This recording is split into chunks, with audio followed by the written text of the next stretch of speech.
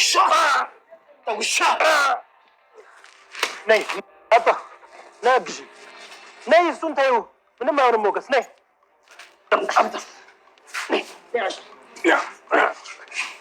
ምንድነው በሬ ነው ውሻ ከኔ ልታመልጥ ነው አግሬ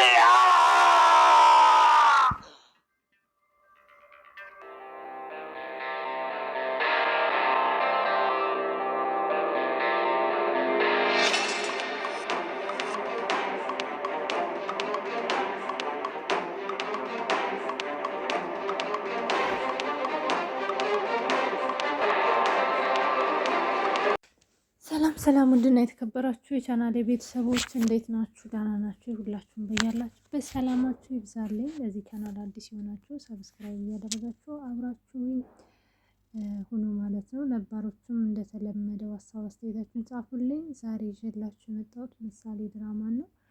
በአሁኑ ክፍል ላይ በጣም ነው ደስ ያለኝ። እውነት ለመናገር ያለፈው ክፍል ላይ አልሰራሁም። በጣም ይቅርታ ጠይቃለሁ። ቤተሰብ ወጣ ገባ እያልኩ ነው ማለት ነው ዩቱብ ላይ ያለሁት። በአሁኑ ሰዓት ምንም እየተመቻቸኝ አይደለም። ለዛ ነው እንግዲህ ባለፈው ክፍል ላይ ሞገስ ያው እንዳያችሁት ዝናን ሽንቴ መቶብኛል በማለት ዝና ያው አታሎ ፈቶት ነበረ። በጣም በሚገርም ሁኔታ እንግዲህ እጁ ሳይፈታ ሞገስን መጣል ችሏል ማለት ነው። ልጅዬ እኔ በጣም ነው የተናደድኩት ነበር ያለፈው ክፍል ላይ። ምክንያቱም ወንድ ልጅ በዚህ ልክ ሲሆን በጣም ነው የሚያናድደው።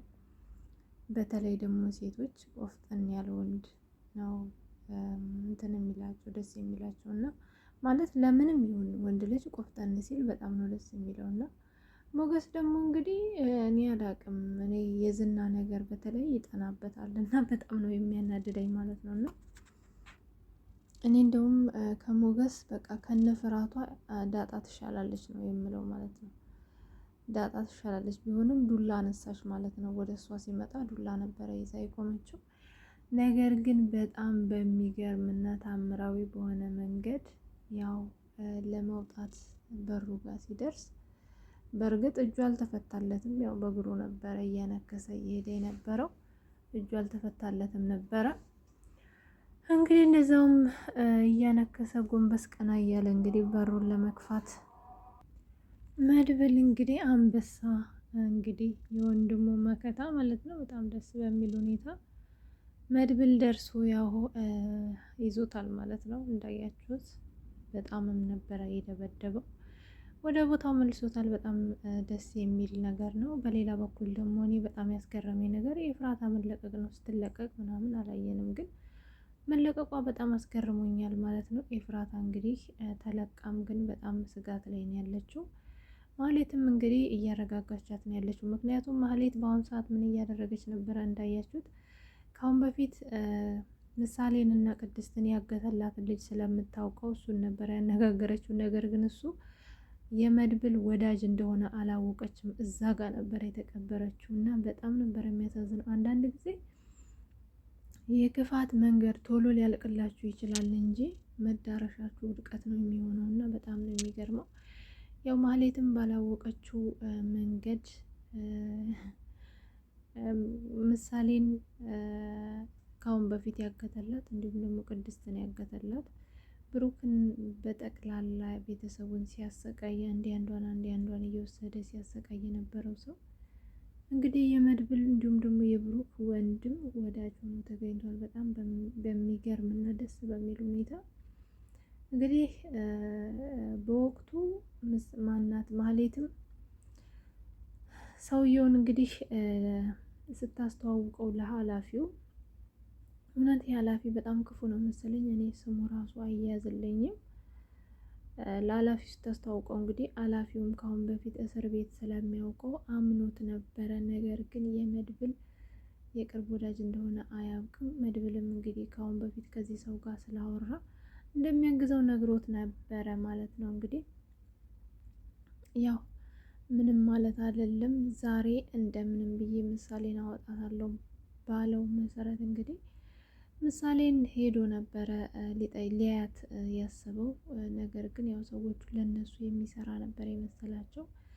ምሳሌም ሲጠጋት በጣም ነበረ የደነገጠችው። ምክንያቱም ቢሸፈንም ከአሁን በፊት የያዛት ሰው መስሎ ስለታወቃት በጣም ነበረ የደነገጠችው። ነገር ግን ያው ጠጋ ብሎ ዛሬ አጎትሽ ጋር ልወስድሽ ነው፣ ወደ ቤትሽ ልወስድሽ ነው ሲላት በጣም ነበረ ደስ ያላት። ያው ሲያወራትና የልጅቷ ፊት ከሀዘን ወደ ደስታ ሲቀየር ያየው የምሳሌ አጋች ጀርባውን ይዞ ነበረ ሊያነሳው። በቃ ምን እያልክ ነው ብሎ ሊያነሳው የነበረው ነገር ግን ባልጠበቀው መንገድ እንግዲህ በቦክስ መቶ ጥሎት ያው እንደዛ አድርጎ ደብድቦት ምሳሌን ይዞ ወጥቷል ማለት ነው። በጣም ትንሽ እኔ ያስደነገጠኝ ነገር ምንድን ነው እንደዛ ሲያደርግ የልጁን ስልክ ይዞ መውጣት ነበረበት ማለት ነው። የልጁን ስልክ ይዞ ወጥቶ ቢሆን ኖሮ ምንም አይነት እንቅስቃሴ አይኖርም። እነሱም ሳያውቁ ምሳሌ እቤት መግባት ትችላለች ነበረ። ግን ቢሆንም ያው እየተከታተሏቸው ሁለትም ሆነው መጥተው ሁለቱንም ደብድቦ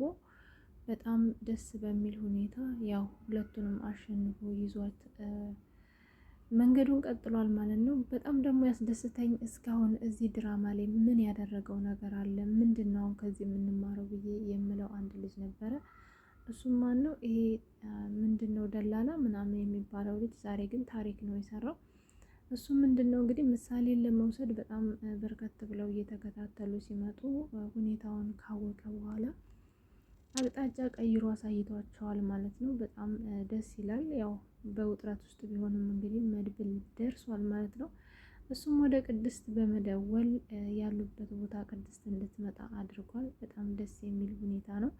እንግዲህ ይህንን የሰማው ኃላፊያቸው አንድ ሰው ወደ ማህሌት ጋር በመላክ ያው ማህሌት እንግዲህ ኤፍራታን እያጽናናች እና መድብል ከተያዘ ዝና ከተለቀቀ አንቺን ከነ መፈጠርሽ ይረሱሻል እያለች ኤፍራታን እያጽናነቻት፣ እንዲሁም ደግሞ ኤፍራታ እኔ ከዚህ ሀገር መጥፋት አለብኝ ስትላት፣ ኧረ እባክሽ ማንን ወንጀል ውስጥ ጨምሮ ነው የምጠፋው? እኔም ከዚህ ወዲያ በቃ አላፊ ፊት ለፊት በኩራት ልቆም ነው። ስለዚህ ተረጋጊ፣ ዛሬ መድብል ይያዛል፣ ዝናም ይለቀቃል፣ ዛሬ የድል ቀናችን ነው እያለች እንግዲህ መከራዋን እያየች በደስታ የምትሆነው ነገር አታ ባለችበት ሰዓት ነበር በር የተንኳኳ። በሩ በተንኳኳ ሰዓት ኤፍራታ በጣም ነበር የደነገጠችው። ምክንያቱም ኤፍራታ የመሰላት እንግዲህ 24 ሰዓት ብቻ ስለተሰጣት ያ ሰዓት አልቆ ልሷን ሊይዟት የመጡ ነበር የመሰላት። ቶሎ ብላ 24 ሰዓቱ አለቀ ወይ ነበር ያለችው። በጣም ነበር የደነገጠችው። እኔ በእርግጥ በጣም ነው ያሳዘነችኝ። በጣም በሚገርም ሁኔታ ግን ሰውየው ያቀናው ወደ ማህሌት ነበረ። ምንድን ነው? ምን ተፈጥሮ ነው? ችግር አለ እንዴ ስትለው፣ እንዴት እንደዚህ ታደርጊያለሽ? ከማን ጋር እንደምትሰሪ አታውቂም ወይ? እንዴት ልጅቷን ታስጠፊያታለሽ? ይላታል። እንዴት ነው? ምን እያልክ ነው ያለው? እኔ እኮ ልጅቷ እንደውም እንድትሞትልኝ ነው የምፈልገው። ህይወቴ እንደዚህ እየተመሰቃቀለ ያለው በእሷ ምክንያት እንደሆነ ታውቂል እንዴ? እንዴት እንደዚህ ያደርጋለሁ ብላ እንግዲህ ስትለው አንቆ ነበረ የያዛት ማለት ነው። ገና የምሳሌ ግፍ፣ ገና የብሩክ ግፍ ማለት ነው። ምን እንደሚያደርጋት አላውቅም ማለት ነው ይችን ማህሌትን እና ብቻ ግን በጣም በሚገርም እና በሚደንቅ ሁኔታ ያው በጣም በተደጋጋሚ ጊዜ የአንቆ እንግዲህ ያስጨዋት ነበረ። ነገር ግን ለቋት ሄዷል ማለት ነው። ለቋት ሄዷል። ያው ምሳሌም ከቤተሰቦቿ በመቀላቀሏ በጣም ደስ ብሏል። ቅድስትም እንግዲህ በጣም ደስ ብሏት በደስታ ነው ያሉት። በጣም ነው ደስ የሚለው ማለት ነው። ዝና ግን ያው እኔ በጣም ነው የደበረኝ ማለት ነው። ዝና በጣም ነው የሚያሳዝነው። ያው ሚስቱ ጋርም ሄዷል ሉላ ጋር። ሉላ እንግዲህ ምን እንደምትለው እውነት እኔ አላውቅም። ምክንያቱም እንግዲህ የታሰረ ሰው በእግሩ መቶኝ ወደኩኝ ብሎ ይህንን ቃል ለሷ ይሰጣታል ብዬ አላስብም። ወይንም ዝና ፈቶ ደብድቦኝ ነው ቢላት ይሻላል ብዬ አስባለሁ። ምክንያቱም ሁሏም ሴት ባሏ ጀግና እንዲሆንላት ነው እንጂ ቅጠል ውል ባለ ቁጥር እንዲወድቅ አትፈልግም።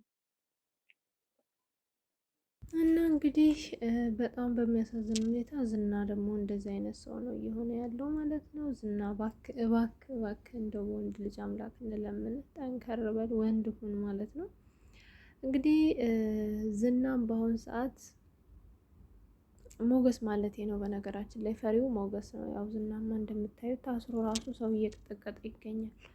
ሞገስን ነው እንደዚህ እያልኩ ያለሁት ማለት ነው። እንግዲህ በሌላ በኩል ደግሞ አሁን በቀጣይ ላይ ምን ይፈጠራል የሚለውን ነገር ነው አብረን ልናይ የምንዘጋጀው። ምክንያቱም ያው መድብል እንዳያችሁት በተደጋጋሚ ጊዜ ሽጉጥ እያወጣ ዝናን ለማስፈራራት እየሞከረ ነበር። እኔ ከአንተ ምንም ነገር አልፈልግም፣ እባክህን ብሩክ መኖሩንና መሞቱን እንኳን ንገረኝ፣ የት እንዳለ እንኳን ባትነግረኝ ሲለው ሞቷልም አልሞተምም ነው ያለው ማለት ነው። እና በጣም የሚገርም ሁኔታ ነው። ሊናገርም ፈቃደኛ አይደለም ማለት ነው። እንግዲህ የብሩክ ነገር በጣም አሳሳቢ ነው እውነት። ብዙዎቻችን በዚህ አጋጣሚ እኔ ኮመንት ላይ ራሱ እንደማየው ከሆነ የብሩክ መገኛ ሁሉም ሰው እንደናፈቀውና አሁን ደግሞ ግዴታ መስማት እንዳለበት ኦዲየንስ በጣም በጉጉት እንዳለ ተመልክቻለሁ። ከኔውም ጀምሮ ቢበቃ አሪፍ ነው፣ ብሩክ በቃ ቢገኝ አሪፍ ነው ብዬ አስባለሁኝ። ለእኔም ኮመንት ላይ አሳውቁኝ። በቀጣይ እስከምንገናኝ ሰላም ሁኑልኝ። አመሰግናለሁ።